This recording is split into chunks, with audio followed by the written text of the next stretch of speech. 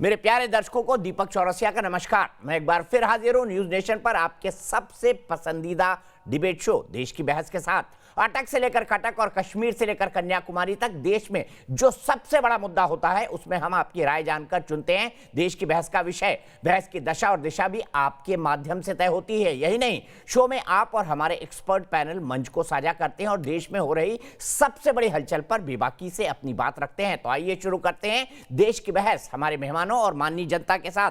आज आपने देश की बहस का जो मुद्दा तय किया है वो है कैसे थमेगा कृषि कानून पर कोहराम। इसे 60% लोगों ने वोट देकर देश की बहस का मुद्दा बनाना चाहा है। आज केंद्र सरकार और किसानों के बीच करीब 3 घंटे की मैराथन बैठक बेनतीजा रही और अब नजरें 3 दिसंबर की बैठक पर टिकी हैं। दरअसल केंद्र सरकार चाहती थी कि कृषि विशेषज्ञों वाली एक छोटी समिति बने जिसमें नए कृषि कानून में किसान क्या बदलाव चाहते हैं उसे पॉइंट वाइज शामिल कराएं, मगर किसान संगठनों का मानना है कि समिति पर अभी कोई फैसला नहीं। ऐसे में अब किसान आंदोलन लंबा खिंच सकता है। इस बीच शाहीन बाग खेमा किसान आंदोलन को अलग ही राह पर ले जाने की जुगत में है। इसी कड़ी में आज शाहीन बाग की दादी बिल्किस बानो ने सिंधु बॉर्डर की ओर कूच किया, मगर पुलिस ने उन्हें हिरासत में ले लिया तो यूपी बॉर्डर पर भीम आर्मी दल बल के साथ पहुंची। ऐसे में सवाल यही है कि अन्नदाता के आंदोलन की आड़ में कुछ लोग क्या अपना एजेंडा साध रहे हैं।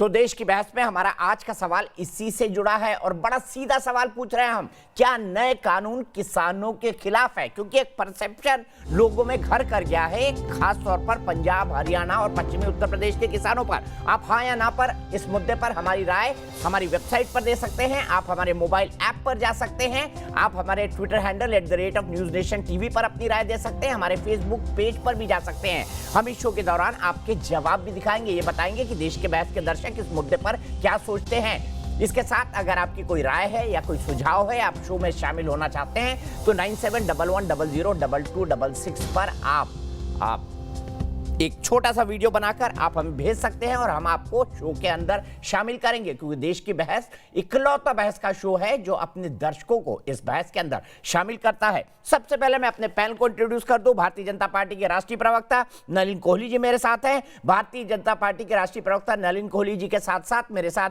सुरेंद्र राजपूत जी हैं जो कि कांग्रेस के राष्ट्रीय प्रवक्ता हैं। मेरे साथ कृष्णवीर चौधरी हैं जो कि प्रेसिडेंट है भारतीय कृषक समाज के। साथ ही साथ मेरे साथ सतनाम सिंह साहनी साहब हैं जो जनरल सेक्रेटरी हैं भारतीय किसान यूनियन के। सबसे पहले एक छोटी सी मांग नलिन कोहली जी मैं आपसे समझना चाहता हूं, अगर किसान चाहते हैं कि इस बिल में एमएसपी का प्रावधान जोड़ दिया जाए तो सरकार लिख के दे दे जीएसटी पे। किसानों ने कहा कि जीएसटी काउंसिल तय करती है जीएसटी क्या होगा। अगर सरकार कह रही है कि एक एडमिनिस्ट्रेटिव फैसला है तो सरकार एडमिनिस्ट्रेटिव फैसले को लेने में सक्षम है। एक छोटा सा क्लॉज जोड़ दिया जाए कि एमएसपी बना रहेगा या ये जोड़ दिया जाए कि इन फसलों पर एमएसपी मिलेगा।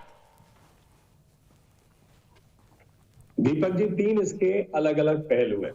पहला पहलू ये है कि एमएसपी लगातार बढ़ रहा है, कुछ दिन पहले भी बढ़ा। मोदी जी की सरकार के रहते एमएसपी, पहले जो सरकार थी वो 2 लाख करोड़ रुपए खर्च करती थी एमएसपी पे, मोदी जी की सरकार 5 लाख करोड़ खर्च कर रही है, 2.5 गुना ज्यादा। इसका क्या अर्थ हुआ कि और अधिक किसानों को और अधिक मात्रा में आप खरीद लें, सरकार खरीद रही है। दूसरी बात, किसानों की हित के लिए लगातार कदम के बाद कदम उठाए जा रहे हैं। इन तीनों कानून में कहीं पर भी एमएसपी हटाने की बात ही नहीं है, ना एपीएमसी हटाने की बात है। भाई किसान के पास ये विकल्प है, एपीएमसी में जाना चाहता है जा सकता है, वहां उसे मिलता ही है एमएसपी। और वहां नहीं जाना है, कोई और विषय व्यक्ति आता है उसे और ऊंची लागत देता है, मूल्य देता है, तो क्यों नहीं बेचे? कोई रोक थोड़ी ना है। किसान के पास चॉइस है, इधर जाइए या उधर जाइए, कुछ हटाया नहीं जा रहा है। अब आपका प्रश्न आ जाता है कि एमएसपी पे। देखिए, मैं इस विषय का विशेषज्ञ नहीं हूं और मैं एक राजनीतिक बात नहीं कर रहा, एक वकील के नाते कुछ कहना चाहता हूं जो मैंने अलग अलग डिबेट्स में सुना है। जो विशेषज्ञ कहते हैं कि जैसे आप मार्केट जाते हैं, आलू, प्याज, टमाटर, गेहूं कुछ भी खरीदते हैं, अलग अलग टाइप के होते हैं तो उसका दाम अलग अलग होता है। वैसे ही है कि एमएसपी को यदि आपने फिक्स करना है बाय लॉ तो किस ग्रेड का क्या होगा, कितनी उसकी मूल होगी, ऐसी बातें आ सकती हैं। अब ये मैं नहीं, मैंने टीवी डिबेट्स पे सुना है, तो इसके कुछ और पहलू होते हैं। और जब एमएसपी हटाने की बात ही नहीं है, बढ़ती जा रही है और अधिक मात्रा में पैसे खर्च हो रहे हैं, तो ये शंका जो है हम लोग मानते हैं कि कहीं ना कहीं कुछ राजनीतिक दल भ्रमित करने के लिए ऐसी शंका बढ़ा रहे हैं। वो बातचीत के माध्यम से किसानों के साथ सरकार बातचीत कर रही है, उनके नेताओं के साथ, उनके प्रतिनिधियों के साथ, तो मैं मानता हूं कुछ हल जरूर निकलेगा। ठीक है, सतनाम सिंह जी के पास चलते हैं। सतनाम सिंह जी, सरकार कह रही है कि 2 लाख करोड़ से 5 लाख करोड़ खरीद कर दी है। पीडीएस सिस्टम यानी हम जो सरकारी अनाज और राशन देते हैं वो तो देश में कभी खत्म नहीं होगा, तो फिर आप क्यों मान के चल रहे हैं कि एमएसपी खत्म हो जाएगा?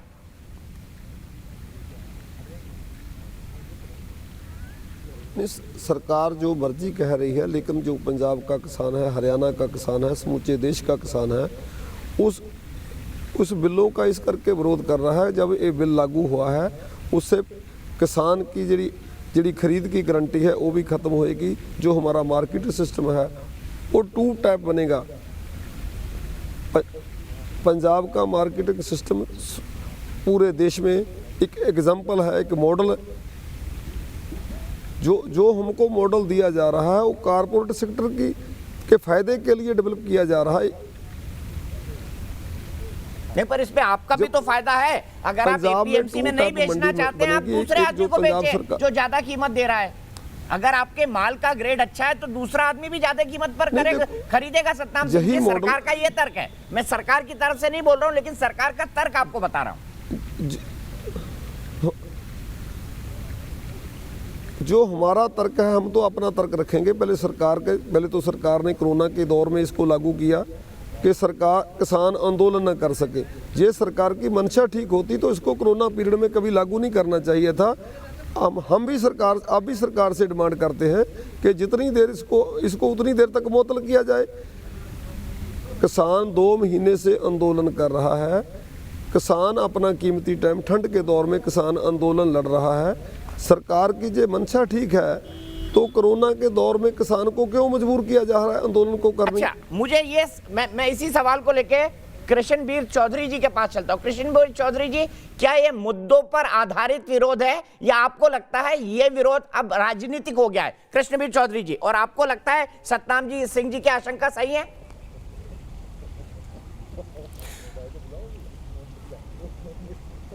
नहीं, देखिए, जो व्यवस्थाएं चली आ रही हैं उन व्यवस्थाओं को नहीं छुआ गया है, इसमें कोई दो राय नहीं है।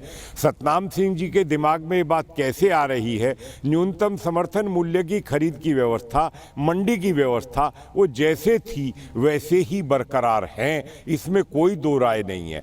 अब सवाल दूसरा आता है कि बाजार खोला जा रहा है। बाजार खोला जा रहा है, आप ये देखिए कि कल की स्थिति ये रही है इस कानून से पहले की कि यदि कोई आटा चक्की वाला व्यक्ति किसान से गेहूं खरीदना चाहता था तो वो नहीं खरीद सकता था, उसे पहले मंडी जाना पड़ता था, फिर मंडी में जाके खरीद के तब लाता था।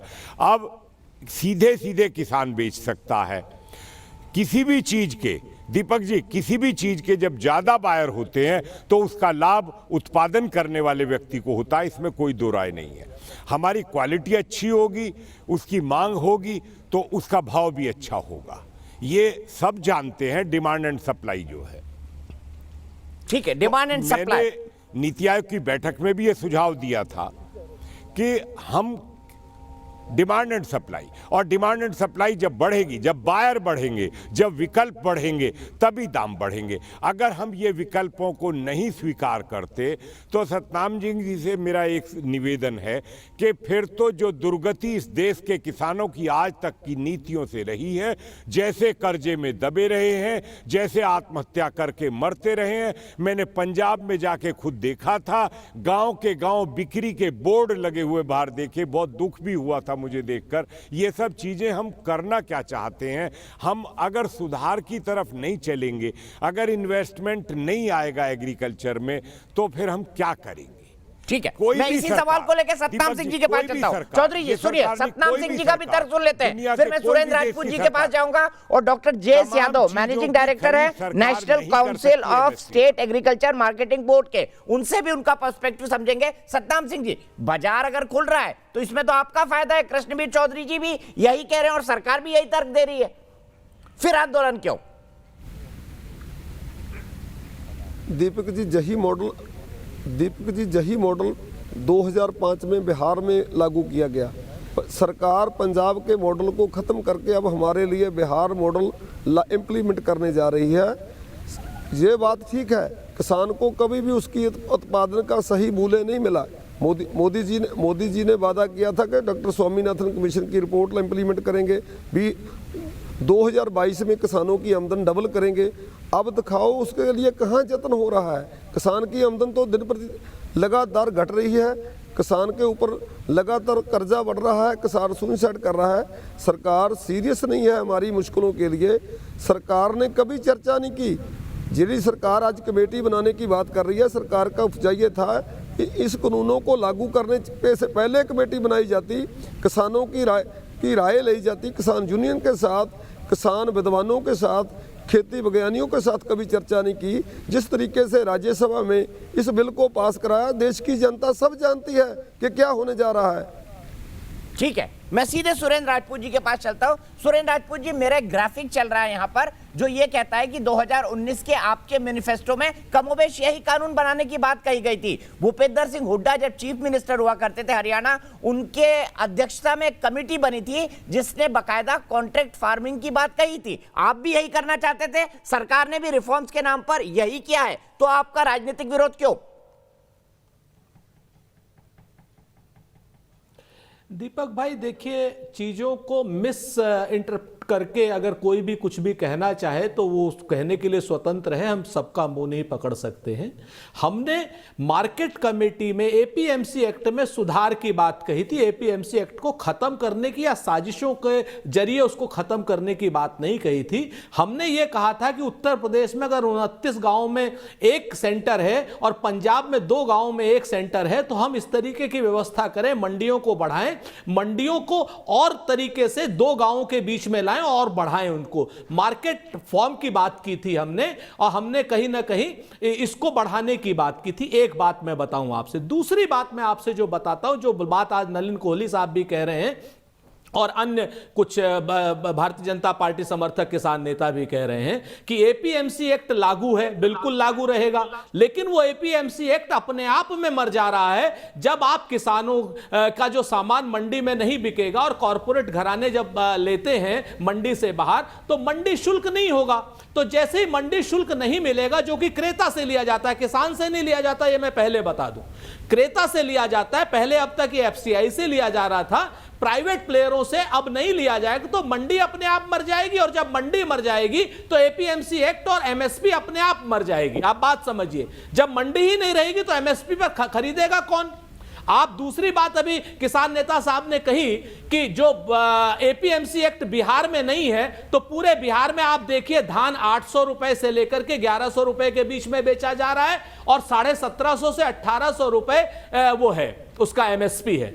मक्की का एमएसपी 1850 रुपए है। किसी भी जगह पे मक्की अगर 800 रुपए से ऊपर बिक रही हो तो आप बता दें। तो सरकार से संरक्षण चाहिए किसानों को। और दूसरी बात, अगर आप यही बात, हम तो और कुछ थोड़ी कह रहे हैं, हम तो ये कह रहे हैं कि एमएसपी की आप गारंटी दे दीजिए।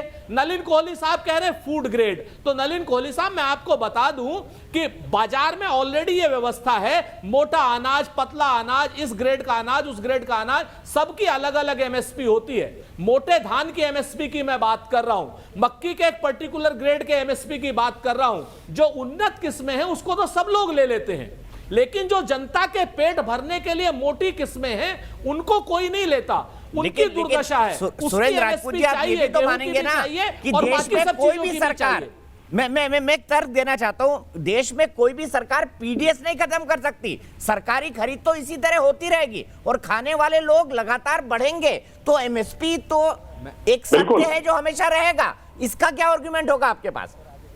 सरकारी खरीद तो बंद हो ही नहीं सकती। हाँ, ये बिल्कुल सही आपने बात, नहीं दीपक भाई, आपने बहुत अच्छी बात कही है और इसी का जवाब बहुत आवश्यक है जनता के सामने रखना। आप तो वैसे भी किसान परिवार से संबंधित हैं, आपके परिवार में तो वैसे कृषि वैज्ञानिक भी हैं। आप सोचिए कि अब तक सरकारें खरीदती थी, सरकारी एफसीआई खरीदती थी, अब सरकारें जो है इन कॉरपोरेट से खरीदेंगी। समझिए, यही तो सबसे बड़ा खेल है। 25 लाख करोड़ की फूड मार्केट को कॉरपोरेटों के हाथ में रखने की ही तो साजिश है ये किसान बिल। अब तक जो किसान जो हम पीडीएस सिस्टम के लिए खरीद रहे थे, सरकार स्वयं खरीद रही थी, शांता कुमार कमेटी को पढ़िए आपको सारी साजिश क्लियर हो जाएगी। सच यह है कि एफसीआई को घाटे से उबारने की साजिश है ये। एफसीआई जो है सबसे बड़ा पैसा देता था मंडी को, लेकिन आज की डेट में एफसीआई से प्रिक्योरमेंट खत्म करके कॉर्पोरेट से प्रिक्योरमेंट होगा। कॉर्पोरेट से प्रोक्योरमेंट होगा। क्लैरिफाई कर दीजिए नलिन कोहली जी, ये एक और बड़ा आरोप लगा रहे हैं आपसे कि आप अडानी और अंबानी से अब पीडीएस का माल खरीदेंगे। ऐसा है, मैं राजपूत जी ना बड़े एक अच्छे सज्जन प्रवक्ता हैं कांग्रेस पार्टी के। अब जो इन्होंने आर्ग्यूमेंट दिया कि इनको शायद बड़े अदब से कहना चाहूंगा शोभा नहीं देती, इनके नेता को जरूर शोभा दे सकती है लेकिन इनको नहीं। क्योंकि आप मुझे बताइए, मैं आपसे एक उदाहरण के लिए कह रहा हूँ नलिन जी, इस तरीके की बातें उचित नहीं लगती। निकलूं गाड़ी में, हमारे नेता को आप इस तरीके से कहेंगे, हम आपके नेता को कहें, उचित नहीं। एक मिनट भाई साहब, मैं अपनी बात पूरी कह लूं। मैंने किसी का नाम नहीं लिया, इतने उत्तेजित मत हो। नहीं, आप हमारे नेता को अपशब्द कहें, हम आपके नेता को फेंकू कहें, तड़ी पार कहें, तो मेरे ख्याल से उचित नहीं है। आपसे तो आप हमारे बड़े भाई की तरीके से हैं, मेरे ख्याल से ऐसी बातें ना कहें तो अच्छा है। सोना निकलेगा तो मैं आप पर थोड़ी ना कह रहा हूँ भाई साहब, इसलिए एक मिनट में अपनी ये नरेंद्र मोदी जी ने कहा था, ये नरेंद्र मोदी जी ने कहा था, और साथ में ये भी कहा था वो नारियल का जूस पीते हैं। नरेंद्र मोदी जी नारियल का जूस पीते हैं। बिल्कुल नहीं, कभी भी किसी गरीब के खिलाफ काम नहीं करेंगे। प्रधान तो दिख रहा है गरीब आज की डेट में आपको अडानी और अंबानी ही दिख रहे हैं, बाकी दुनिया का गरीब आपको गरीब नहीं दिखता है। 3 बार साल में जाते हैं, 9 करोड़ करीब किसानों के अकाउंट में। क्यों नहीं किया कांग्रेस ने आज तक, बताइए क्यों नहीं किया? किसने रोका आपको? 40 साल 54 साल आप सरकार में रहे। और बताता हूं, मैं जवाब दे दूं भाई साहब। अब इनके आप लॉजिक को सुनिए। मैं बताता हूं, मैं अगर मेरे मन में कोई चिंता है कि गाड़ी में बैठो और एक्सीडेंट हो जाए, तो इसका कोई लॉजिक होता है कि मैं घर से बाहर निकलूंगा ही नहीं और घर में अपने आप को कैद करूंगा? हमें आशंका है कि शायद कल को एपीएमसी बंद हो जाएगी क्योंकि लोग वहां नहीं खरीदेंगे। हमें आशंका है कि ये कॉर्पोरेट से खरीदी जाएगी। अरे अगर आपके मन में आशंका ही है और कोई अच्छी सकारात्मक सोच है ही नहीं, किसानों के लिए कुछ किया ही नहीं, तो इसका क्या जवाब होगा? इसका थोड़ी ना कोई सरकार या कोई कानून इसका जवाब दे सकती है। इसका तो जवाब वही दे सकते हैं जो जाकर किसी डॉक्टर को दिखाइए कि अगर मन में सिर्फ आशंकाओं के आधार पर जिएंगे। बात देख रहे हैं कि क्या सरकार ने कोई कदम उठाया क्या ऐसा? बताइए, यूरिया की चोरी होती थी नहीं होती थी? आज नीम कोटिंग के बाद यूरिया जो है ब्लैक मार्केट में क्यों नहीं जाता? ये किसने कदम उठाया? मैंने 9 करोड़ लोगों की बात की जो किसानों के अकाउंट में पैसे जाते, क्यों नहीं किया पहले आपने? न्यूनतम मूल्य क्यों बढ़ते जा रहा है? इस देश में 70 साल में हींग नहीं उगता था। आप किसानों की बात करते, कृषि मंत्री नरेंद्र सिंह तोमर जी कुछ बोल रहे हैं, सबसे पहले नलिन जी वो सुनाना चाहूंगा मैं। उन सब लोगों को ऐसा लगता था कि जितने लोग आज बैठक में उपस्थित थे सभी लोग एक साथ चर्चा करेंगे तो ठीक है। सरकार को इसमें आपत्ति नहीं है, हम सबके साथ चर्चा करने के लिए तैयार हैं। पहले भी तैयार थे, आज भी तैयार हैं, आगे भी तैयार रहेंगे। और इसलिए 3 दिसंबर को परसों फिर से चौथे चरण की वार्ता होगी और ये वार्ता अच्छी रही है। दूसरा, टिकैत किसान यूनियन के लीडर्स का फ़ोन हम लोगों को आया था, तो स्वाभाविक रूप से वो भी किसानों के क्षेत्र में काम करते हैं, तो हम लोगों ने उनको 7 बजे का समय दिया था। तो सभी उनके पदाधिकारी यहाँ आए और उन्होंने एक्ट से संबंधित भी बातचीत की और कृषि के क्षेत्र में विभिन्न प्रकार की जो और आवश्यकताएं हैं उन पर भी उन्होंने विचार विमर्श किया। हमने उनको भी कहा है कि एक्ट से संबंधित जो आपके इशू हैं वो हमें लिख कर दे दें और हम जब विचार करेंगे तो उन पर भी विचार करेंगे। टिकैत यूनियन के साथ भी बहुत सार्थक और बहुत ही अच्छे माहौल में और बहुत ही सारगर्भित और उपलब्धिपूर्ण चर्चा रही, ऐसा मैं मानता हूं। और किसानों के किसी भी सवाल पर मोदी जी के नेतृत्व में भारत सरकार हमेशा चर्चा के लिए तैयार है, सुझाव के लिए तैयार है, विमर्श के लिए तैयार है। और मोदी जी के नेतृत्व में किसानी का क्षेत्र मुनाफे का क्षेत्र बने और कृषि का क्षेत्र आने वाले कल में देश के जीडीपी में अधिक योगदान कर सके, किसानों की आमदनी दोगुनी हो सके, यह मोदी जी का स्वप्न है और उस स्वप्न को पूरा करने के लिए हम सब दृढ़ संकल्पित हैं। धन्यवाद। तो कृषि मंत्री नरेंद्र सिंह तोमर कह रहे हैं कि बातचीत जारी है, बातचीत पॉजिटिव दिशा में है। 3 तारीख को एक बार फिर से बातचीत होगी। सुरेंद्र सिंह राजपूत जी, नलिन कोहली जी के इस तर्क पे दम है कि मेरा अगर सड़क पर एक्सीडेंट हो जाए तो मैं इसके लिए घर से ही ना निकलूं, अगर यही शक मान के चलूं तो मैं आगे कैसे बढ़ पाऊंगा? ये तो वही तर्क हुआ कि अगर मेरी चाची की मूछे होते तो मैं उन्हें चाचा कहता। ऐसा दीपक भाई, मैं आपसे फिर से, नलिन कोहली जी बहुत विद्वान प्रवक्ता भी हैं और सुप्रीम कोर्ट के वकील भी हैं, तो तर्क वितर्क और कुतर्क तीनों चीजों में माहिर इंसान है। मैं आपको 3 बातें बहुत साफ कह रहा हूं। मैं ये कह रहा हूं कि मंडी शुल्क प्राइवेट प्लेयर से क्यों नहीं, और मंडी शुल्क अगर आप प्राइवेट प्लेयर से नहीं लेंगे, क्रेता से नहीं लेंगे, मंडी अपने आप खत्म हो जाएगी। ये अपने आप में सार्वभौमिक सत्य है, कोई माने। आप लोग इस वक्त इसको तर्क कुतर्क कर सकते हैं, नंबर 1। नंबर 2, मैं आपको बताता हूं, जो अभी नलिन कोहली जी ने 9,000 करोड़ रुपए की 9 करोड़ किसानों के खाते में 6,000 रुपए की बात की है, तो नलिन कोहली साहब, आप लोग इतने ज्यादा ठगी करते हैं किसानों से, 6,000 रुपए दे करके 30,000 रुपए किसानों से वसूलते हैं। 350% आपने डीजल पर एक्साइज बढ़ा दी, जो हम देते थे 60% के आसपास सब्सिडी। किसानों के यूरिया से आपने सब्सिडी खत्म कर दी है।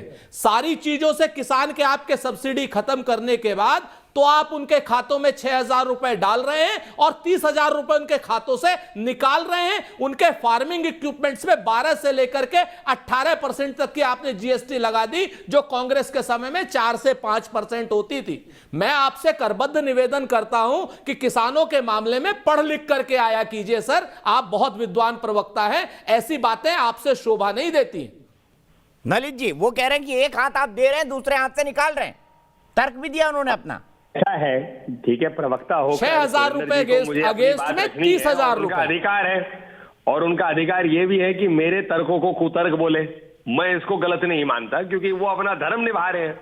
हालांकि उस धर्म से मैं सहमत नहीं हूं, लेकिन मैं इतना जरूर कहूंगा कि कृषि मतलब यहां पर बीमा जो देना था कृषि में, क्या वो एक किस्म से कुतर्क है? क्या किसानों से हड़पने की बात है? हाँ, उस पर भी आई है, अधिक जो है उस पर भी आई है, उस पर भी मैं बताता हूं। बेनिफिट इंश्योरेंस का बहुत अच्छी बात क्या है, कांग्रेस पार्टी के हर चीज जो है दिमाग में रहती है।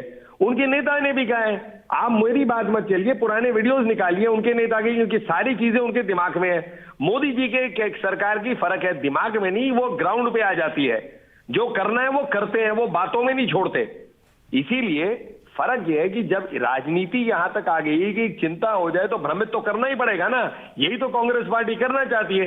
जो तर्क ही नहीं है उसको कुतर्क बना दीजिए, जो तर्क है उसको कुतर्क बना दीजिए, जो तर्क नहीं है उसको आशंका के रूप में भय फैला दीजिए। यही तो कर रही है। ठीक है सुरेंद्र जी, मैं आपके पास 1 मिनट आऊंगा। डॉक्टर JS यादव हैं, वो एग्रीकल्चर के मामले में एक्सपर्ट है, मैं उनका भी एक्सपर्ट ओपिनियन जानना चाहूंगा। आधा मिनट 30 सेकंड दे दीजिए सर, 30 सेकंड, मैं भूल जाऊंगा, 30 सेकंड दे दीजिए। ठीक है। अभी बहुत अच्छी बात, मैं एक चीज भूल गया था, मैं कोहली जी का धन्यवाद देता हूं, इन्होंने बता दिया। 90,000 करोड़ रुपए किसानों की जेब से लेकर के इस सरकार ने कृषि बीमा की कंपनियों को दिए दीपक भाई, और 26,000 करोड़ का मुआवजा मिला है किसानों को। आप स्वयं सोच सकते हैं कि बाकी पैसे किस कॉरपोरेट की जेब में गए हैं। कॉरपोरेट के जेबें भरी जा रही हैं किसान बीमा के नाम से। यह सरकार सिर्फ अडानी और अंबानी की सरकार है। यह लोग मानना नहीं चाहते, नलिन कोहली जी मानेंगे नहीं जब तक उस पार्टी में। मैं तो आपको उल्टा कह देता हूं, ये कंपनियों क्या भाजपा के सरकार के रहते पैदा हुई थी क्या? ये सरकार, ये सारी कंपनियां जो है भाई साहब आपके रहते हुए पढ़ाई लिखाई करके आइए सर। सर सुप्रीम कोर्ट के लॉयर हैं आप पढ़ाई लिखाई करके आइए। भाई साहब मैं आपसे जिम्मेवारी से कह रहा हूं, कोई तर्क गलत हो उसको काटिए, इधर उधर की बात मत कीजिए। आप बहुत सम्मानित प्रवक्ता हैं और बहुत सम्मानित वकील हैं। चलिए मैं इससे थोड़ा सा आगे निकलता हूं, डॉक्टर यादव के पास सीधे चलूंगा, लेकिन उससे पहले अंकित शर्मा हापुड़ से। अंकित, आपको क्या लगता है, मांग जेन्युइन है किसानों की या आपको इसके पीछे पॉलिटिक्स नजर आती है? दोनों तरह के आरोप लग रहे हैं। दीपक भैया, आपने मुझे बोलने का मौका दिया, इसके लिए आपका बहुत बहुत आभार। और दीपक भैया, मैं एक बात ये कहना चाहूंगा, यहां ऐड करना चाहूंगा कि अगर मोदी जी नोटबंदी के बाद जब उन्होंने वादा किया था कि अगर ये नोटबंदी कारगर कामयाब नहीं होती है तो मैं एक बीच चौराहे पे खड़ा हो जाऊंगा और देश की जनता मुझे जूते मारे, चप्पल मारे, मुझे फांसी पे लटका ले। अगर मोदी जी अपनी उस बात पर खरा उतरते तो आज किसान भी इनकी वादों पर, इनके बातों पर, ये जो बिल में बातें लेकर आए हैं उन बातों को खरा मानते। तो इस वजह से आज जो है किसानों का जो भरोसा है इस सरकार पे नहीं है। ठीक है, आप कह रहे हैं किसानों का भरोसा सरकार पे नहीं है। डॉक्टर यादव, ये 3 जो कानून आए, ठीक है अंकित जी आपको यही रुकना होगा। डॉक्टर JS यादव, मैं आपसे जानना चाहूंगा, आपके हिसाब से एज एन एक्सपर्ट आप क्या कहेंगे, क्या किसानों की आशंकाओं में दम है, या आपको लगता है कि नहीं ये कानून वाकई में पाथ ब्रेकिंग है, एक नया डायरेक्शन लेकर आएंगे एग्रीकल्चर मार्केट, एग्रेरियन मार्केट की तरफ? धन्यवाद दीपक जी, बहुत अच्छा आपने क्वेश्चन किया। सबसे पहले तो सभी को ये वहम हो गया, पता नहीं क्या है, कि कंसल्टेशन नहीं हुआ, किसानों से राय नहीं ली गई। इस विषय में आपको बता दूं, सन 2000 से मैं कंटिन्यूअसली कंसल्टेशन देख रहा हूँ। शंकरलाल गुरु एक बड़े रिनाउंड फार्मर थे गुजरात के, उनकी चेयरमैनशिप में सबसे पहले कमेटी बनी, उसके बाद इंटर मिनिस्ट्रियल टास्क फोर्स बनी, उसके बाद स्टेट मिनिस्टर्स कंसल्टेशन बनी, उसके बाद हर्षवर्धन पाटिल जो मिनिस्टर थे महाराष्ट्र के, उनकी चेयरमैनशिप में कमेटी बनी, उसके बाद चीफ मिनिस्टर्स टास्क फोर्स बनी, और ये कंसल्टेशन 20 साल कंटिन्यूअस होने के बाद ये 5 निर्णय लिए गए, और ये 5 निर्णय आज तक इन 5 कमेटियों में किसी ने भी एक भी ना नकारा ना रिजेक्ट किया। पहला, प्राइवेट मार्केट होनी चाहिए। दूसरा, डायरेक्ट मार्केटिंग होनी चाहिए। तीसरा, कॉन्ट्रैक्ट फार्मिंग होनी चाहिए। चौथा, वन नेशन वन मार्केट होनी चाहिए। पांचवा, अबॉलिशन ऑफ कमीशन एजेंट होना चाहिए। इस तरह ये 5-6 मेजर डिसीजन इन 5-6 कमेटियों के आधार पर। ये तो अनफॉर्चुनेट हो गया कि ये डिक्लेयर अब हो गया, और ये डिक्लेयर होने के पीछे भी रीज़न ये है कि कुछ धाराएं हमारी ऐसी थी कि ये कंकरेंट लिस्ट में आता है कि ये सब्जेक्ट स्टेट सब्जेक्ट है। अब ये क्लियर हो गया कि ये स्टेट सब्जेक्ट नहीं था और ये कंकरेंट लिस्ट में था, इसलिए भारत सरकार इस पे डिसीजन ले आई। अन्यथा यदि ये नहीं होता, मान लेते हैं कि भारत सरकार इस पे ऑर्डिनेंस नहीं लाती, तो क्या इंडिविजुअल स्टेट ये 5 किसी तरह ये 6 पॉइंट पर इकट्ठी एक हो सकती थी? भारत सरकार ने 2004 में मॉडल एक्ट बनाया, उसके बाद 2017 में मॉडल एक्ट लेके आए, वो इम्प्रूव्ड वर्जन था। उसके बाद 2020 में ऑर्डिनेंस आया है। तो ऐसा नहीं है कि कंसल्टेशन नहीं हुआ, ऑल ऑफ ए सडन रात को फैसला कर दिया। पहली चीज़ तो ये है। सपोज हम ये मान लेते हैं कि चलो किसानों को ये पॉलिटिकल मांग है, प्रेशर है, समथिंग, और झुक जाए सरकार, जैसा कि लोग बाग अंदाज़ा लगा रहे हैं। क्या हम आज के दिन अफोर्ड कर सकते हैं कि इंटरनेशनल कम्युनिटी, जो वर्ल्ड में मैं वर्ल्ड बॉडी में भी डायरेक्टर हूँ, जहाँ रिफॉर्म्स की सब जगह कंपटीशन है, पूरे यूरोप में आ रहा है रिफॉर्म्स, एग्रीकल्चर मार्केट रिफॉर्म्स, पूरे साउथ अमेरिका में आ रहा है, Brazil, Argentina, Chile, Peru, Uruguay, उनमें सभी में आ रहा है, हमारे ईस्ट में आ रहा है, आपके छोटे छोटे कंट्रीज वियतनाम, मलेशिया, थाईलैंड, उनमें आ रहा है, कोरिया, चाइना में तो बहुत ही, चाइना हमसे 10 साल आगे है। 1996 में वो रिफॉर्म्स लेके आए थे और आज उनके रिफॉर्म्स को देखिए। मैंने पूरे वर्ल्ड के रिफॉर्म्स की एक स्टडी की है, प्रोबेबली वो पायनियर स्टडी है। वो स्टडी ये कहती है आज भी रिफॉर्म्स के केस में हिंदुस्तान सबसे प्रिमिटिव स्टेज पे है। दुनिया में रिफॉर्म्स आगे बढ़ रहे, food safety, hygiene, packaging, labelling, उसकी तरफ जा रहे हैं। हम अभी भी पीछे एमएसपी। चलो मैं मान भी लेता हूँ कि हम ये एक्ट को दोबारा लिबरल कर लेते हैं। क्या हम अफोर्ड कर सकते हैं कि minimum channel free direct marketing ensure करें?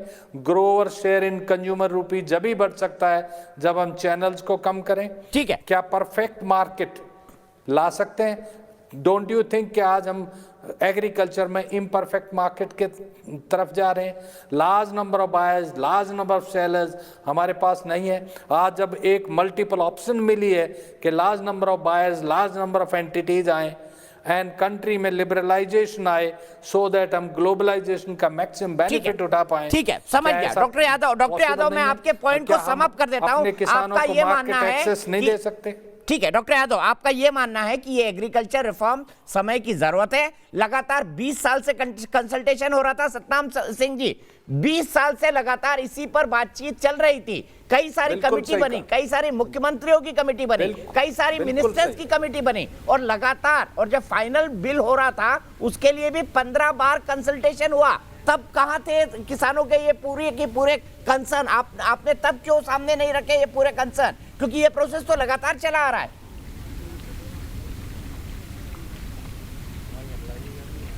किसानों से कभी बातचीत नहीं हुई। ये जो तीनों कानून है जिसको एग्रीकल्चर रिफॉर्म का नाम दिया जा रहा है, दरअसल सच्चाई ये है ट्रेड एंड कॉमर्स के लिए, कॉर्पोरेट सेक्टर को बढ़ावा देने के लिए, उसके नाम पर कॉर्पोरेट को फायदा पहुंचाने के लिए इसको लागू किया जा रहा है। हमारे भाई साहब खुद मानते हैं कि हम एमएसपी नहीं बरकरार रखेंगे। सरकार ने कभी इशोर नहीं किया कि एमएसपी बरकरार रहेगी, सरकारी खरीद उसको बरकरार रखा जाएगा। किसी दूसरे देश के मॉडल को हमारे देश में, लोकसभा और राज्यसभा में सरकार ने कहा है कि सरकारी खरीद जारी रहेगी, एमएसपी जारी रहेगी। ये प्रधानमंत्री ने बनारस में भी दोहराया। सरकार, प्रधानमंत्री जी ने तो ये भी कहा था कि 15 लाख रुपए हर इंडियन के खाते में आएगा। उसने तो ये भी कहा था कि 5 करोड़ नौकरी देंगे। प्रधानमंत्री जी ने तो बहुत कुछ कहा था। उसको देश का किसान नहीं मान सकता कि सरकार ने वो कभी किसी बात को कभी पूरा नहीं किया। 2022 में हम इनकम दोगुनी करेंगे, किसान को तो अपनी पहली आमदन भी खोई जा रही दिख रही है। ठीक है नूपुर जी, मैं अब आपके पास आना चाहता हूं। क्या आपको लगता है कि आंदोलन किसानों से हटके अब राजनीतिक होता जा रहा है? जी बिल्कुल। आप मुझे, नमस्कार दीपक जी, आप मुझे समझाइए कि वो आम आदमी पार्टी जिसने खुद इस कानून को 23 नवंबर को लागू किया, नोटिफाई किया, वो वहां कैसे मैदान में कूद पड़ी और कितने किसान है दिल्ली के अंदर सब जानते हैं। वो कांग्रेस पार्टी जिसने एक्चुअली ये बातचीत शुरू करी थी 2019 के अपने संकल्प पत्र में भी ये बात लिखी थी कि एपीएमसी हटाएंगे, मॉडल एक्ट एपीएमसी लागू करी थी, इतनी हद पार कर ली थी कि मैं आपको ध्यान दिलाना चाहूंगी कि एपीएमसी एक्ट से सब्जियां और फल डी नोटिफाइड, डी लिस्ट हो जाए, ये पहल भी कांग्रेस पार्टी की सरकार ने करी थी। और इतना भी बता दूं, इसमें इनके ही कांग्रेस के कद्दावर राज्य सरकारों ने सबसे पहले ऐसी, और समाजवादी पार्टी की उत्तर प्रदेश की सरकार ने सबसे पहले ये पहल करी थी कि रिफॉर्म्स होने चाहिए बड़े वाले, और ये खुले मार्केट के अंदर कंपेटिटिव प्राइस में बेचें, और इन किसानों की मर्जी होनी चाहिए। ये पुराने जमाने के कानून है, ये मर्जी और पसंद दबा रहे हैं हमारे गरीब किसानों की। तो मैं तो आज पूछना चाह रही हूं कि एकदम से यू टर्न कैसा? हाँ, ये जरूर है कि जब आम आदमी पार्टी और कांग्रेस पार्टी के कार्यकर्ता और बड़े बड़े नेता एक दूसरे से झगड़ने लगते हैं प्रोटेस्ट साइट के ऊपर, जब दादी आ जाती है शाहीन बाग की, पता नहीं क्या लेन देन था, शायद एक और मैगजीन में अपना चेहरा देखना चाह रही थी, जब वो टपक पड़ती है ऐसे प्रोटेस्ट साइट पे, मैं तो इतना पूछना चाहती हूं कि ये एक अल्ट्रा लेफ्ट और ये कनाडा के प्राइम मिनिस्टर का क्या लेना देना है दीपक जी? और वो प्राइम मिनिस्टर जिसने अक्टूबर 2020 के अंदर कनाडा ने WTO में शिकायत करी थी कि भारतीय सरकार किसानों के बहुत पक्ष लेती है और बहुत हाई एमएसपी देती है। अब क्योंकि मैं एमएसपी की बात हुई, जरा मैं कुछ आंकड़े देना चाहूंगी। आप दीपक जी प्लीज मेरे को थोड़ा समय देंगे, ये बहुत जरूरी है।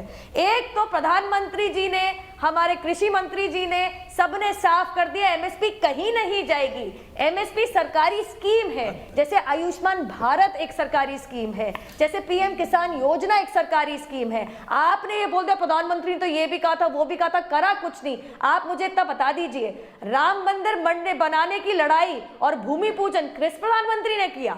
370 धारा को हटाने का काम किस प्रधानमंत्री जी ने किया? 3 तलाक को हटाने का काम किस प्रधानमंत्री जी ने किया? उसको क्रिमिनलाइज करने का काम किस प्रधानमंत्री जी ने किया? और आप किसानों को एक मिनिमम सपोर्ट प्राइस आगे बढ़ा के दिया। आपको 6,000 रुपए आपके खाते में दिए। अरे कुछ किसानों के तो खाते तक नहीं होते थे जनाब। कम से कम ऐसे तो ना बोलिए टेलीविजन के ऊपर कि इन प्रधानमंत्री ने कुछ नहीं किया। जो कहते हैं अपने संकल्प पत्र में वो करके दिखाते हैं। लेकिन बहरहाल मैं जरा कुछ आपको आंकड़े देना चाहूंगी। एमएसपी कांग्रेस की यूपीए 2 की सरकार के कंपैरिजन में, मतलब कि अगर उसकी समानता बनाए तो यूपीए 2 सरकार और एनडीए 1 सरकार 2019 तक एमएसपी में क्या फर्क है। पैडी मतलब चावल 2.5 गुना बड़ा है एमएसपी हमारी सरकार ने, मोदी जी की सरकार ने 2.5 गुना ज्यादा दिया है। वीट मतलब गेहूं में 1.25 गुना बड़ा है। पल्सेस मतलब दाल 75 गुना बड़ा है एमएसपी यूपीए 2 सरकार से एनडीए की सरकार में। और ऑयल सीड और कोपरा मैं आपको बता दूं तो 10 गुना बड़ा है। तो कृपया करके ये ना बोले। और पंजाब की बात अगर मैं कर लूं तो जितना चावल पंजाब में उगता है, पैडी उगता है, उसमें से करीबन अभी मैं टीवी पे सुन के आ रही हूं 90% से अधिक एमएसपी में सरकार ने प्रोक्योर किया है। एमएसपी आपसे कोई नहीं हटा रहा। आपकी पसंद आपकी मर्जी के लिए आपका मार्केट बढ़ा दिया है। आप सरकार में बेचे तो, आप प्राइवेट में बेचे तो, आप ना बेचे तो, आपकी मर्जी है। कृपया करके ये एक झूठा इल्जाम कि कुछ नहीं हुआ, जबकि ये अक्टूबर और नवंबर के आंकड़े मैं आपको बता रही हूं, कृपया करके हाथ जोड़ के बोल रही हूं, ये ना कीजिए। सुरेंद्र राजपूत जी, जिस प्रोसेस को आपने 2004 में शुरू किया उसी प्रोसेस को इस सरकार ने फाइनल कंसल्टेशन के बाद खत्म किया है। डॉक्टर यादव ने ठीक बताया, हर्षवर्धन पाटिल जी बड़े एग्रीकल्चर परिवार से आते थे महाराष्ट्र के, वो इस कमेटी में थे। उसके बाद भूपेंद्र सिंह हुड्डा जी की अध्यक्षता में कमेटी बनी। इन्होंने भी वही किया है जो आप करना चाह रहे थे और आपके तो घोषणा पत्र में है। भाई आप दीपक जी, मैंने आपको पहले भी घोषणा पत्र की सच्चाई बताई। मैं फिर कुछ कहूंगा तो आपको खराब लगेगा, उचित नहीं है। आपको कम से कम एक निरपेक्ष भाव से सबकी बात करनी चाहिए। मैं आपको बताऊं 2004 सर मैं तो सवाल ही पूछ रहा हूं, आपको बात रखने का पूरा मौका दे रहा हूं। कहा, लेकिन डॉक्टर जी जी जी जी जी जी आप बिल्कुल बात रखने का मौका दे रहे हैं, उसके लिए आप धन्यवाद के पात्र हैं, इसीलिए तो आप अच्छे प्रस्तोता हैं। मैं आपको बताऊं कि जो बातें आनी चाहिए, जिन गुटों को बात करनी चाहिए, आप मेरे को छोटी सी एक बात बताइए। भारतीय जनता पार्टी का भारतीय किसान संघ है, आरएसएस की बॉडी है। आप इसी से पूछ लीजिए बुला करके, क्या इन कृषि सुधार बिलों के वो समर्थन में है? एक लाइन से आपको पता चल जाएगा। ये हमारी बॉडी नहीं है, आरएसएस की और भारतीय जनता पार्टी की बॉडी है।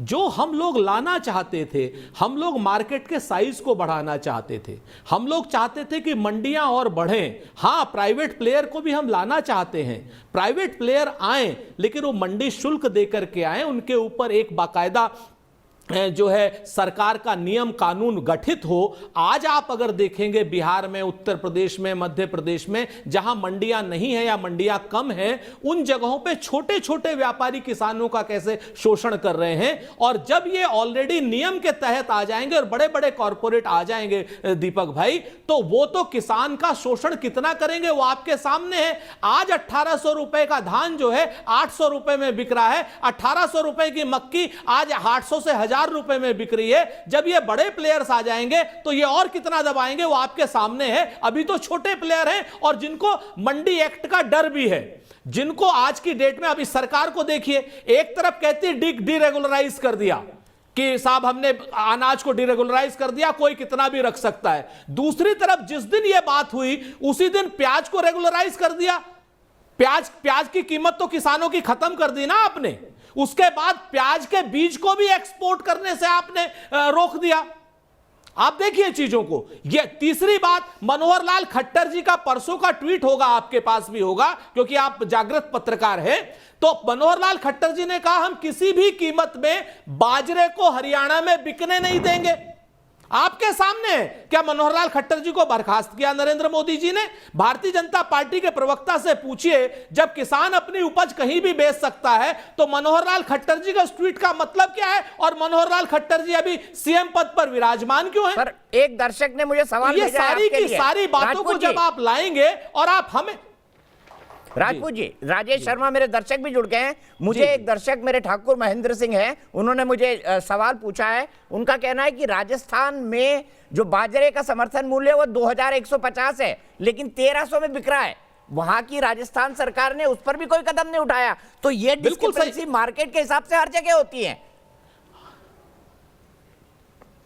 वही तो मैं आपसे कह रहा हूं कि वहां का जो सीमांत किसान है, मैंने यही बात आपसे उठाई कि जो राजस्थान का सीमांत किसान है वो 2000 रुपए में हरियाणा की मंडी में बेचना चाहता है, और खट्टर साहब कह रहे हैं कि हम राजस्थान का बाजरा बेचने ही नहीं देंगे, कड़ी कार्रवाई करेंगे। खट्टर साहब को अभी तक बर्खास्त किया क्या मोदी जी ने? आप इस चीज को देखिए ना। ठीक है सुरेश आप जी, इसी का सुरेश तो जी, जवाब मैं मांग ठीक रहा है। हूं भारतीय जनता नुपुर जी के पास, पार्टी से। उसके बाद हरवीर जी के पास। नुपुर जी आरोप लगा रहे हैं कि देखिए राजस्थान का बाजरा नहीं खरीद रहे हैं देखिए हरियाणा के मुख्यमंत्री। देखिए मैं तो इतना कहना चाहूंगी कि मेरे सत्य बताने के बाद भी इन्होंने झूठ बोल दिया, इन्होंने ध्यान से सुना नहीं। 2014 के चुनाव के पहले कांग्रेस की यूपीए 2 सरकार ने, आप कह रहे थे मंडी बढ़ाएंगे, तो मुझे बता दीजिए सब्जी और फलों को आपने डीलिस्ट कैसे किया? प्याज क्या है, गेहूं है या चावल है, बताइए ना। ये कांग्रेस सरकार का डिसीजन था, और सबसे पहले दौड़े कर्नाटका की कांग्रेस सरकार, असम की कांग्रेस सरकार, हिमाचल प्रदेश की कांग्रेस सरकार, मेघालय की कांग्रेस सरकार और हरियाणा की कांग्रेस सरकार, ये डीलिस्ट करने के लिए। आगे मैं जरा कुछ और बहुत ही इंटरेस्टिंग चीज बताऊंगी। मंडी बढ़ाएंगे नहीं घटाएंगे, ये कांग्रेस की सरकार ने कहा और कब कहा, पूरा ब्यौरा पड़ा है, सुनिएगा ध्यान से। सबसे पहले 2004 में कांग्रेस की यूपीए सरकार ने मॉडल एपीएमसी के अंदर यह डिस्कशन करते हुए कहा कि भैया मॉडल एपीएमसी हमारे को लानी पड़ेगी, क्योंकि जो मंडी है उसमें बहुत ज्यादा करप्शन हो रहा है, लिबरलाइज कीजिए स्टेट एग्रीकल्चर लॉज को। फिर मॉडल एपीएमसी रूल 2007 के अंदर लागू किए गए। हर्षवर्धन पाटिल कमेटी 2013 के अंदर बिल प्रपोज करती है कि ये मार्केट का जो बैरियर बन के खड़ी है एपीएमसी, मतलब मंडियां, इन्हें हटाइए। क्या बुलवा रहे हैं मंत्री थे जनाब, थोड़ा पढ़ के आइए। प्लानिंग कमीशन, सुनिए आगे, प्लानिंग कमीशन 2011 की report, inter state agriculture produce trade and commerce पढ़ के आने की आवश्यकता आपको है। आपको जानकारी नहीं है कि अनाज और सब्जियों में क्या अंतर होता है। आपको जानकारी नहीं है कि ताजी सब्जियों में वो डिलिस्ट क्यों किया जाता है। ताजी सब्जियां जो है वो पेरिशेबल होती हैं। आपको जानकारी नहीं है कि अनाज की टीडीएस क्या होती है। आपको जानकारी नहीं है कि एमएसपी अनाज पे होती है। आपको जानकारी नहीं है। पढ़ के लिख के आने की आवश्यकता आपकी है। जितने समय से आप बोल रही हैं और सब बकवास बोल रही हैं, टोटल बकवास। कांग्रेस के ऊपर उन्होंने आपकी बात धैर्य से सुनी थी। रोक पाएंगे तो मैं उठ जाऊंगी, अगर आप नहीं रोक पाएंगे। ये कोई तरीका नहीं है, क्योंकि इनका मैंने अभी उनका असल मुखौटा दिखा दिया, लेकिन मैं इनसे दोबारा पूछूंगी। 2014 के मतलब लोकसभा के चुनाव के पहले आपने सब्जी फल को मंडी एक्ट के तहत से क्यों हटाया था? आप इसका जवाब दीजिए। ये अखबारों में आया था, ये आपका डिसीजन था। आप कितना ही प्याज को गेहूं और चावल, मैं देता हूं जवाब, मैं जवाब देता हूं। नूपुर जी जवाब सुन लीजिए। नूपुर जी जवाब सुनिए। अप्रैल 2011 में देखिए दीपक जी, तरीका नहीं है। दीपक जी, भाई आप जवाब पूरा होने देंगे। मैं आपके लिए रुकी थी, थोड़ी सी सहन शक्ति दिखाइए। सर फोड़ रहे हैं वहां पे बॉर्डर पे खड़े होके, लेकिन मुझे पता है आपके 17 हमारी सहन शक्ति बहुत है। आपको सब्जी और अनाज में अंतर ही नहीं पता। नूपुर, हम आपको क्या कह दें? जिस आदमी को सब्जी और अनाज में अंतर नहीं पता, जिसको एमएसपी का मतलब नहीं पता, उस आदमी की बात ये कितनी देर आप सुनेंगे? जिन्हें एमएसपी और अनाज में अंतर नहीं पता है। टोकिए मत, मैं हरवीर सिंह जी के पास अधिकार तो है, लेकिन दीपक जी आप अनर्गल आरोप लगवाते रहेंगे। आप अनर्गल आरोप लगवाते रहेंगे। जिस आरोप का कोई मतलब नहीं है वो आरोप लगवाते रहेंगे। देश के साथ बोल रहे हैं। अब आप मुझे बताइए, 2018-19 में दीपक जी आपको रोकना पड़ेगा। कोई क्या बोल रहे हैं? कौन बोल रहा है? मैं सुन नहीं पा रहा हूँ। क्या कहा आपने दीपक भाई? सीख रहे हैं ना, क्योंकि इनका सच्चाई दिख गया। जिसे सब्जी और अनाज में अंतर ना पता हो कि सब्जी की एमएसपी क्या होती है और अनाज की एमएसपी क्या होती है, आपको मालूम है? तो प्याज का मालूम है आपको? सब्जी और प्याज में एमएसपी होती है कि नहीं होती? कहां से आया जनाब, आप बताइए। आपको मालूम है डिरेगुलराइजेशन में और एमएसपी में अंतर क्या है? एपीएमसी एक्ट से आपने क्यों हटा दिया फिर एपीएमसी से? मैंने क्या कहा? आपको मालूम है डिरेगुलराइजेशन और एमएसपी में क्या अंतर होता है? तो दो, आपको पता है? आप वही मैं आपसे पूछ रहा हूँ, आपसे पूछ रहा हूँ नूपुर जी, आपको मालूम है कि सब्जी की एमएसपी होती है या नहीं होती है, अनाज की एमएसपी होती है? दूसरा सवाल पूछ रहे हैं, वो पूछ रहे हैं आपने डीलिस्ट क्यों कर दिया एपीएमसी से? भाई वो ट्वीट दिखा दीजिए कांग्रेस का, वो भी है। 2014 में एपीएमसी से डीलिस्ट होना था उसको, आप बताइए, डीलिस्ट होना था उसको, क्योंकि किसान को उनकी उपज का ठीक मूल्य नहीं मिल रहा था, इसलिए डीलिस्ट होना था। और डीलिस्ट में और एमएसपी में अंतर जिसको ना पता हो उसको आप इस बहस में बैठाते। किसानों के इस मुद्दे पर आप ऐसे लोगों को बैठाते हैं जिन्हें सब्जी और अनाज में अंतर ना पता हो। दीपक भाई, क्योंकि आपकी पंजाब सर देखिए 27 दिसंबर 2013, देखिए एक मिनट सुरेंद्र राजपूत जी, 27 दिसंबर 2013 सभी कांग्रेस शासित राज्य फल और सब्जियों को एपीएमसी एक्ट की लिस्ट से बाहर करेंगे जिससे दाम कम किए जा सके। ये देखिए 27 दिसंबर 2013 आपके एआईसीसी का ट्वीट है सुरेंद्र राजपूत जी। इसलिए जो नुपुर कह रही है वो बात आपके ट्वीट से वेरीफाई होती है।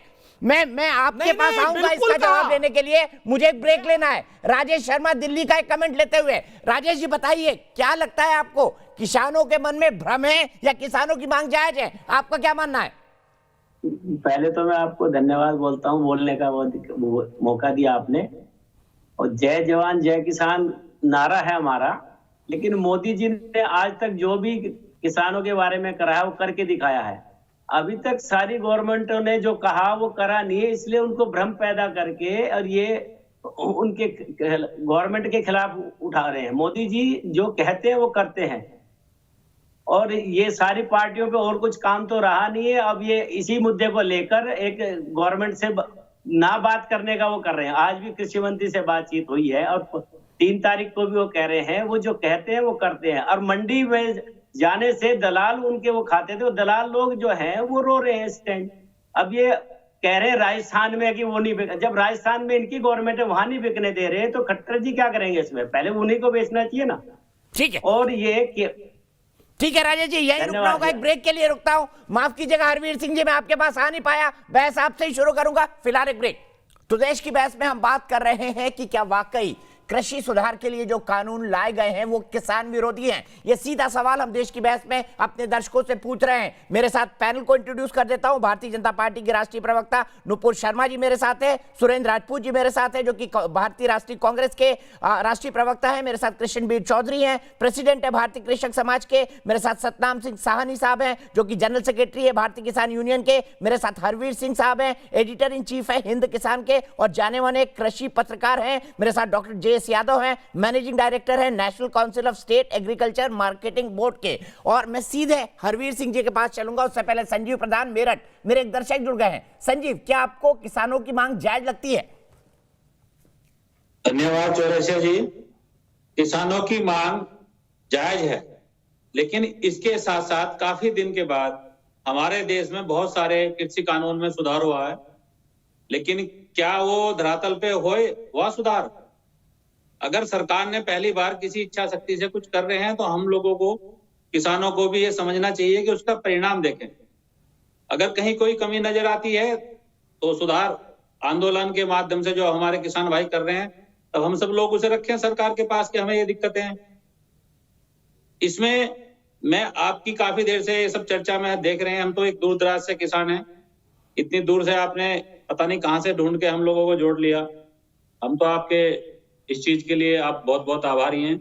लेकिन जो ग्राउंड पे हमारी समस्या है, जो खेत में हमें दिक्कत है, क्या जितने भी ये साहिबान लोग बैठे हैं इन्हें पता है किसान की क्या स्थिति है आज?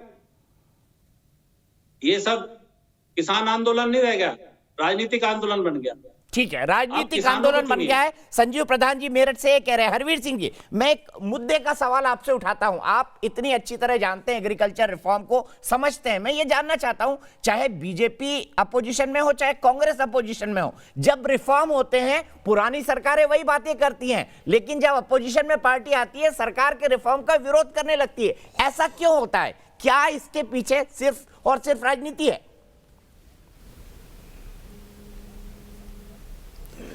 असल में देखिए दीपक जी कि ये बात सही है आपकी कि जब सरकार सत्ता में होती है वो कुछ और कहती है, विपक्ष में होते हैं तो कुछ और कहते हैं। रिफॉर्म्स का रिक्वायरमेंट है, मैं इससे इनकार नहीं करता, लेकिन उसका परिदृश्य देखिए आप कि जिन हम 2012-13 की कमेटी की बात कर रहे हैं, 2013 में जो इन्फ्लेशन थी वो डबल डिजिट में पहुंच गई थी।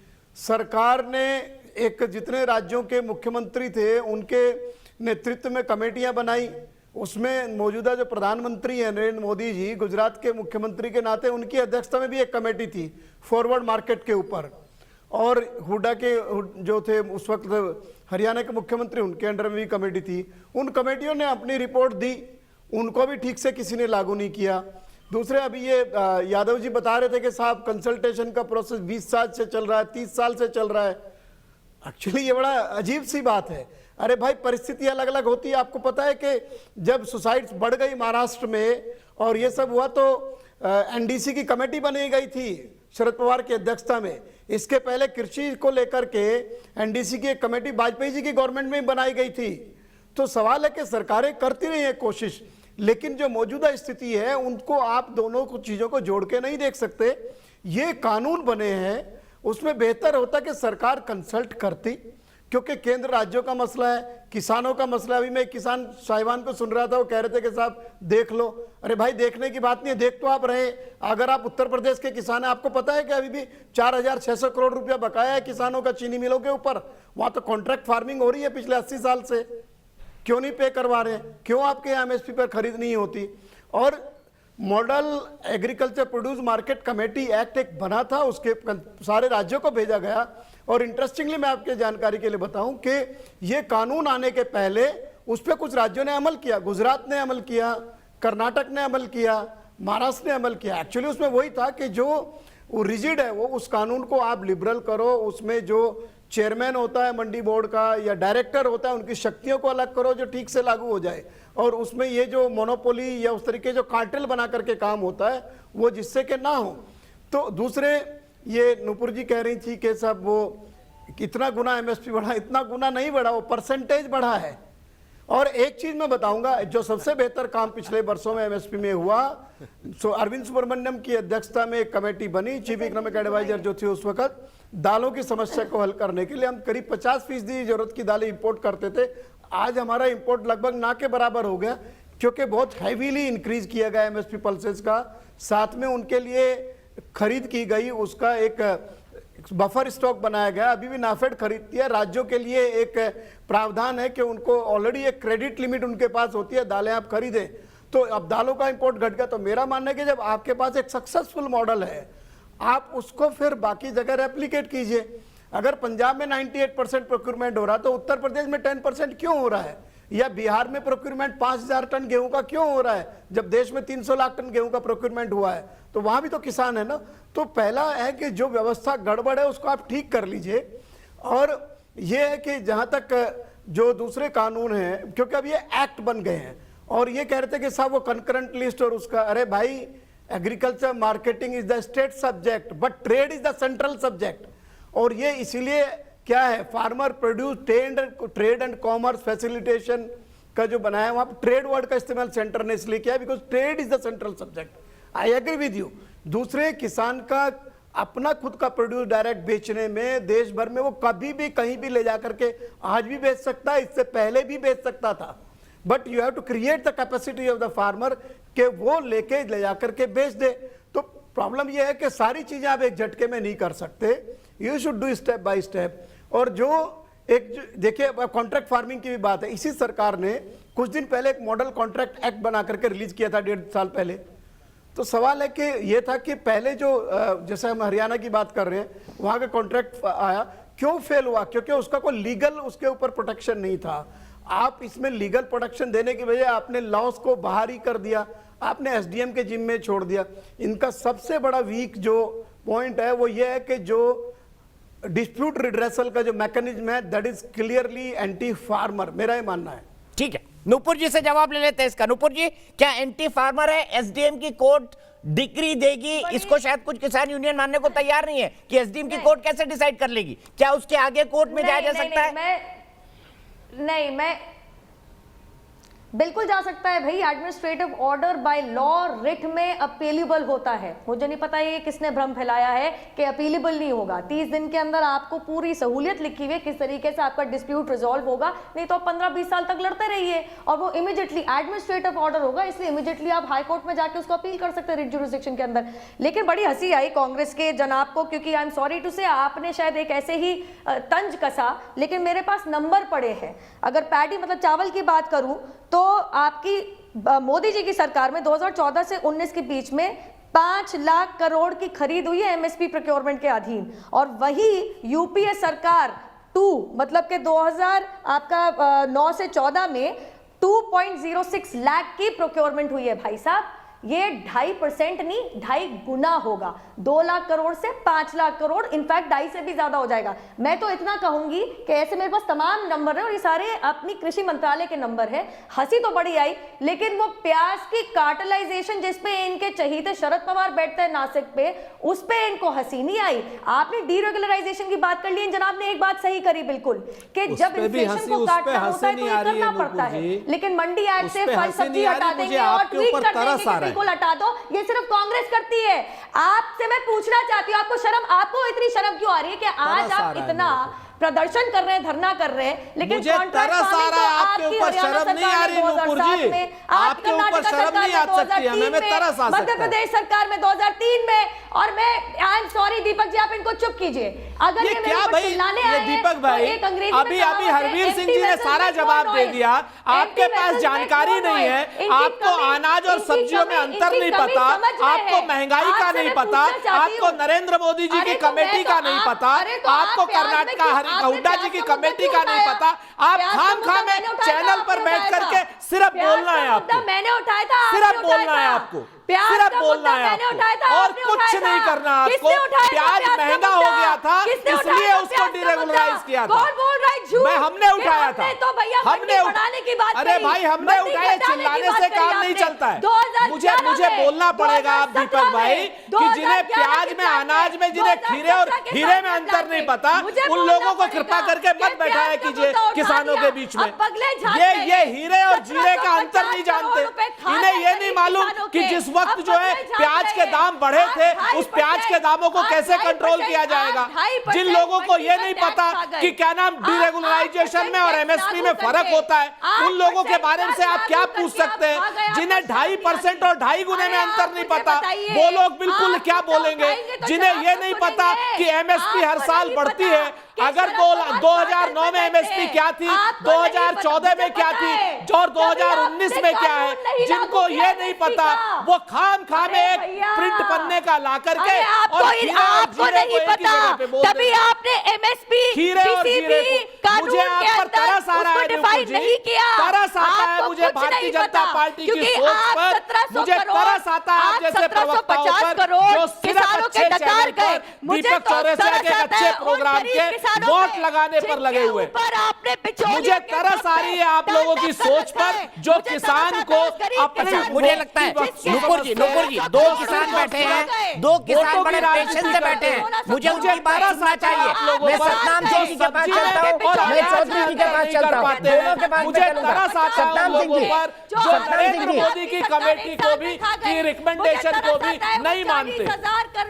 मुझे अच्छा मैं दोनों को रोकता हूँ, दोनों को, नुपुर जी और सुरेंद्र सिंह राजपूत जी दोनों रुकिए। मैं चौधरी जी के पास चलता हूँ, उसके बाद सतनाम सिंह जी के पास। चौधरी जी आपने पूरे देश के अलग अलग लोगों की राय सुनी, क्या आपको लगता है प्रधानमंत्री कह रहे भ्रम फैलाया गया, यहाँ पे कोई भ्रम दिखाई देता है आपको किसानों के बीच में? दोनों से रिक्वेस्ट करता हूँ प्लीज शांत हो जाइए। चौधरी जी आपके ऊपर जो सिवाय पंजाब के तरस आ रहा है मुझे कि जिन्हें अनाज में और सब्जी में इनको तो शांत करो, शांत हो जाएंगे। आप बोलिए चौधरी जी प्लीज, नुपुर जी और सुरेंद्र जी प्लीज।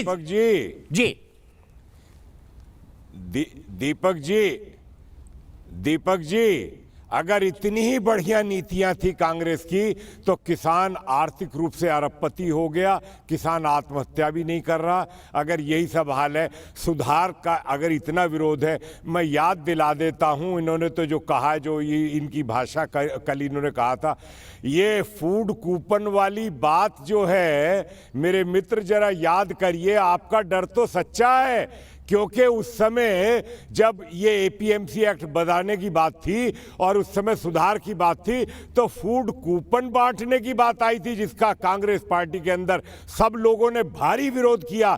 फूड कूपन बांट के ही तो आप एमएसपी को खत्म करने का, आपका डर बिल्कुल सच्चा है, क्योंकि आपके अर्थशास्त्री फूड कूपन बांटने की बात कर रहे थे गरीबों को। अब दूसरी बात आ जाइए, जब आनंद शर्मा डब्ल्यूटीओ की मिनिस्ट्रियल मीटिंग में गए थे, ये बहस का मुद्दा नहीं है, पेपर पर है, दुनिया जानती है, तो वहां सब्सिडी खत्म हो रही थी। उसमें जब सारे हिंदुस्तान के तमाम ऑर्गेनाइजेशंस ने साथ दिया और वहां विरोध किया और खूब मुर्दाबाद करा सबका, और उसमें जो है पीस क्लॉथ भीख मांग के लानी पड़ी थी, वो 3 साल की थी सब्सिडी की पीस क्लॉथ।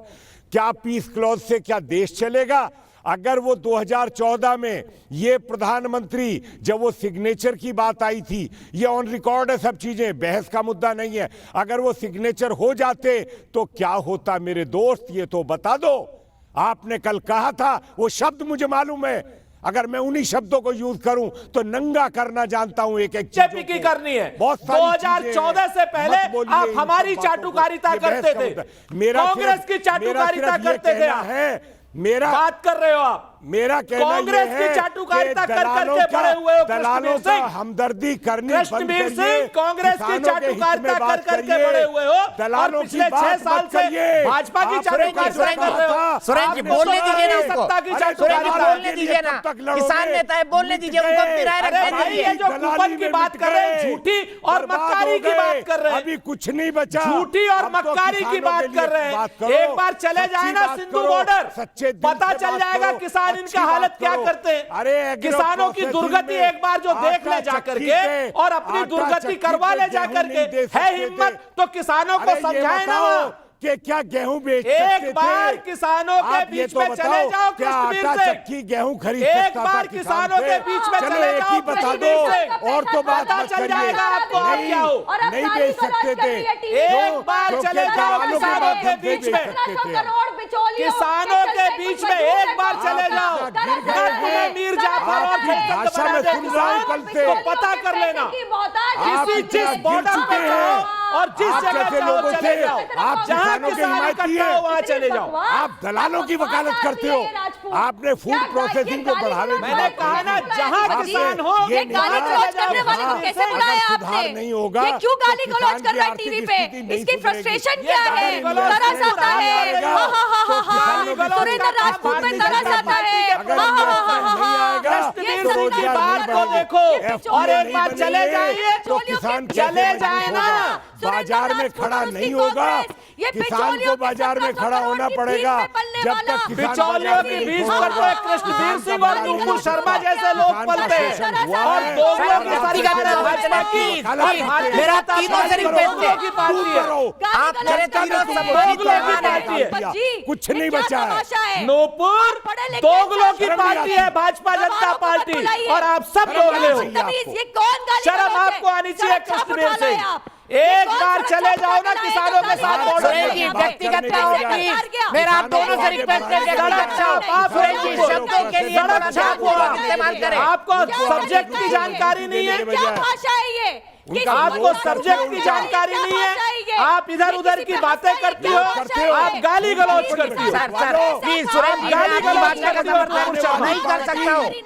चौधरी जी को अपनी राय रखने का पूरा हक जैसा आपको है। क्यों नूपुर की बातों का समर्थन करते हो? नूपुर की बातों का समर्थन करते हो, कृष्णवीर सिंह की बातों का समर्थन करते हो, और मेरी बातों का समर्थन नहीं करते हो। नूपुर जिस तरीके से अभद्र भाषा का प्रयोग कर रही है, इस पर आपको नहीं कोई आपत्ति है, क्योंकि ये भाजपा की है और सत्ताधारी दल की है। किसने बोला? सत्ताधारी दल की है, इसलिए इसकी बात का समर्थन नहीं कर, इसके बात का समर्थन कर रहे हो। सत्ताधारी छोड़िए, चाटुकार आप हो पूरी तरीके से, दोगलेपन की बात आपने की है, कृष्णवीर सिंह ने बात की है। दलाल तुम हो, देश बेच दिया चोरों के लिए आपको पेट में देश बेच दिया दलालों, बेच के खा गए। अरे चोर तो मैं तीनों को स्क्रीन से हटा रहा हूँ, मैं तीनों को स्क्रीन से हटा रहा हूँ। ये सिविलाइज नहीं है। मैं सीधे डॉक्टर यादव के पास चलता हूँ। डॉक्टर यादव जी, मैं आपसे क्लोजिंग कमेंट चाहता हूँ। हरवीर सिंह जी ने कई सारे मुद्दे उठाए। उन्होंने कहा कि कंसल्टेशन का जो प्रोसेस था वो देश काल और परिस्थितियों के हिसाब से होता है। क्या वो कंसल्टेशन नहीं हुआ था डॉक्टर यादव? पहले तो मैं माफ़ी चाहूँगा, इस तरह की बहस जो जारी है वो अनफॉर्चुनेट है। जहाँ तक हरवीर सिंह जी के क्वेश्चन है, कुछ हद तक सही है कि समय के साथ बदलाव होता रहता है। 2020 में जो मुद्दे थे वो 2000 में नहीं थे, बीच में आए वो अलग रहे।